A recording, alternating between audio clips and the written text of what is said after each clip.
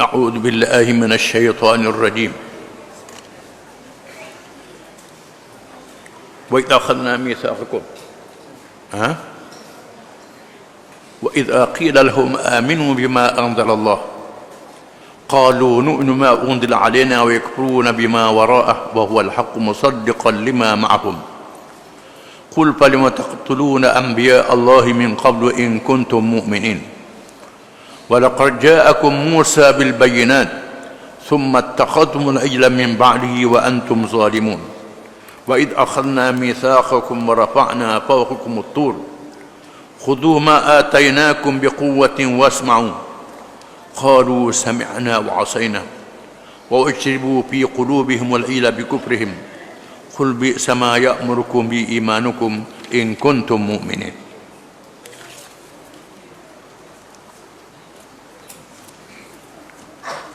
Maksudnya, dan apabila dikatakan kepada mereka, kepada orang-orang Yahudi ahli kitab, berimanlah kamu kepada apa yang telah diturunkan oleh Allah kepada Nabi Muhammad sallallahu alaihi wasallam. Mereka menjawab, kami hanya beriman kepada apa yang telah diturunkan kepada kami, Taurat. Dan mereka engkarkan kitab yang lain yang diturunkan kemudian daripadanya. Padahal Al-Quran itu benar, lagi mengesahkan kitab Taurat yang ada pada mereka. Katakanlah wahai Muhammad sallallahu alaihi wasallam, jika demikian mengapa kamu membunuh nabi-nabi Allah pada masa yang lalu, kalaulah kamu benar-benar orang-orang yang beriman. Dan sesungguhnya telah datang kepada kamu Nabi Musa alaihi salam membawa keterangan mukjizat, kemudian kamu menyembah patung anak lembu sepeninggalannya, dan kamu dengan perbuatan itu adalah orang-orang yang zalim. Dan ingatlah ketika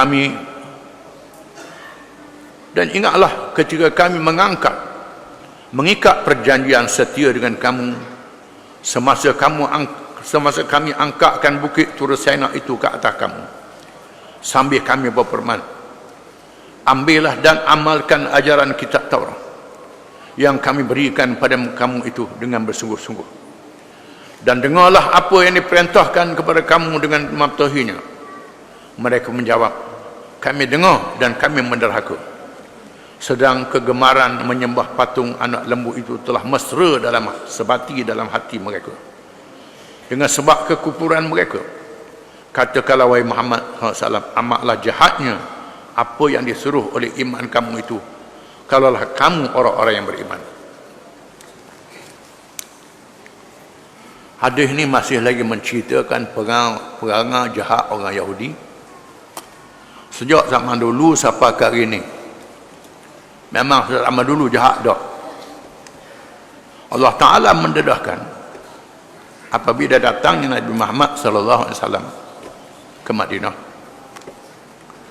Padahal mereka berkumpul beramai-ramai di Madinah menunggu kelahiran dan kedatangan Nabi akhir zaman yang dijanjikan dalam Taurat, dijanjikan dalam Injil, dijanjikan oleh rasul-rasul yang diutus oleh Allah di kalangan Bani Israel.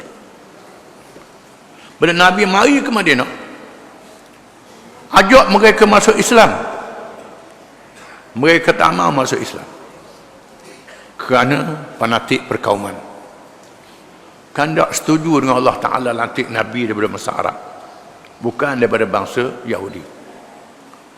Wa idza qila lahum aminu bima anzalallah, dan apabila dikatakan kepada mereka, berimanlah kamu apa yang telah diturunkan oleh Allah, qalu nu'minu ma unzila alaina wa yakfuruna bima wara'ah wa huwa al-haqqu musaddiqan lima ma'ahum. Mereka menjawab, kami beriman dengan apa yang diturunkan kepada kami sahaja, kitab Taurat, dan kami tak beriman kitab yang selepas daripadanya. Padahal kitab yang diturunkan itu, Quran itu, membenarkan apa yang ada pada mereka. Quran menceritakan Allah Tuhan yang sebenar, Taurat menceritakan Allah Tuhan yang sebenar.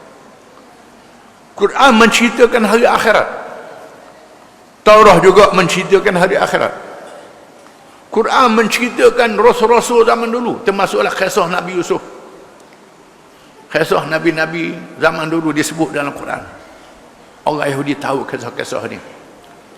Padahal Nabi Muhammad dilahirkan di Mekah, tempat tak ada ahli kitab, dalam keadaan buta huruf, menandakan benarnya kitab ini daripada Allah. Dalam Quran, dalam Taurat ada hukum qisas dan hudud. Dalam Quran ada hukum qisas dan hudud. Sama. Tak percaya pada Quran. Allah Ta'ala kata, "Qul," katakan pada mereka wahai Muhammad sallallahu alaihi wasallam, "Falima taqtuluna anbiya Allahi min qablu in kuntum mu'minin."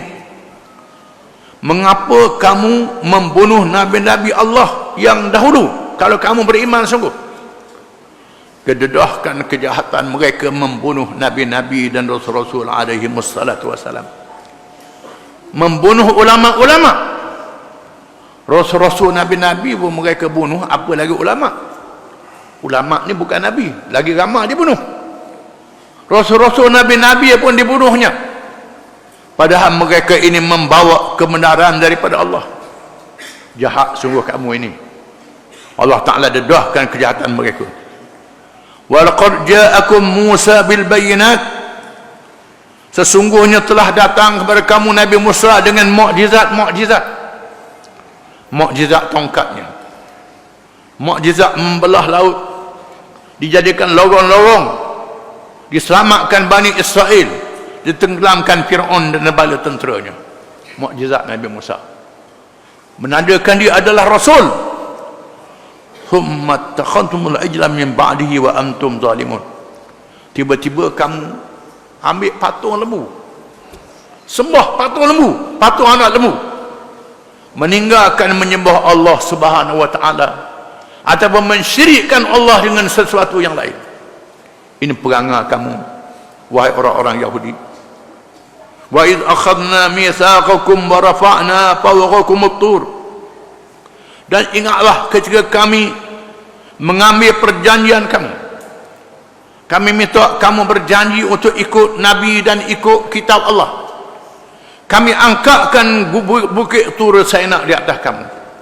Allah Ta'ala suruh malaikat angkat gunung Tur Saina. Macam awan, dia angkat Tur Saina untuk atas kepala mereka. Berjanji kalau dia rembah bukit ni atas kamu, rembah gunung ni. Ini Allah Ta'ala tunjukkan bukti, bukan macam umat Muhammad SAW. Allah Ta'ala suruh orang Yahudi berjanji dengan Allah dan Rasulnya, dengan diugut, diangkat gunung Tur Saina di atas kepala mereka. Kamu tengok dan kamu tahu peristiwa ini. Khudhu ma atainakum biquwwah wasma'u. Ambillah apa yang aku bawa pada kamu dan dengar. Taat perintah Allah. Qalu sami'na wa asayna. Mereka berkata kami mendengar dan kami lawan. Mereka mempermain-mainkan amaran Allah Subhanahu wa taala. Kami dengar tetapi kami tak berikut. Dengar saja. Wa ushribu fi qulubihimul ijla bi kufrihim. Dan diminumkan ke dalam hati-hati mereka cintakan patung anak lembu itu. Sayang pada patung anak lembu dengan sebab kekufuran mereka. Ditipu oleh Samiri di kalangan Bani Israel yang menyeleweng. Samiri, di mana kita baca kisahnya dulu. Samiri ini malaikat Jibril. Dia nampak malaikat Jibril. Masa malaikat Jibril turun menunggang kuda, dia ambil tanah bekas tapak kaki kuda malaikat Jibril, disimpannya. Apabila Bani Israel membawa emah yang banyak, emah tu dibuat patung lembu. Pada masa Nabi Musa meninggalkan mereka untuk bermunajat di Gunung Tur Saina menerima kitab Taurat, Samiri telah menggoda mereka. Diambilnya tanah bekas tapak kuda malaikat Jibril, letak pada patung lembu. Lembu berdebah je. Oh, percaya Tuhan selalu. Inilah Tuhan. Pergi sembah patung lembu. Berdemuh, bodoh pada lembu lagi. Bodoh pada lembu lah. Ini perangai. Kerana mereka tengok benda yang pelik. Mereka percaya pada kebendaan. Kebendaan. Tuhan dah nampak. Haknya nampak cokoh. Qul bi sama ya'murkum bi imanukum in kuntum mu'minin. Katakanlah wahai Muhammad SAW, alangkah buruknya iman kamu itu, alangkah buruknya apa yang telah kamu lakukan itu, wahai kaum Bani Israel. Kalau kamu betul-betul beriman, percaya pada Allah sungguh. Ini dia dedahkan kejahatan Bani Israel. Sampai hari ini pun jahat. Sudahlah dia jahat, tipu orang juga. Tipu orang pula, so ikut jahat menjadi dia pula. Rapah bumi Palestin, rapah Masjid Aqsa, bukan hak mereka. Masalahnya ada orang Islam pula nak tolong dia pula. Ada orang Islam nak tolong dia. Nak beri Baitul Maqdis kepada orang Yahudi, suruh orang Palestin berhijrah pergi ke Sinai. Nak beri pitih banyak. Agak kaya lah ni, agak kaya ni.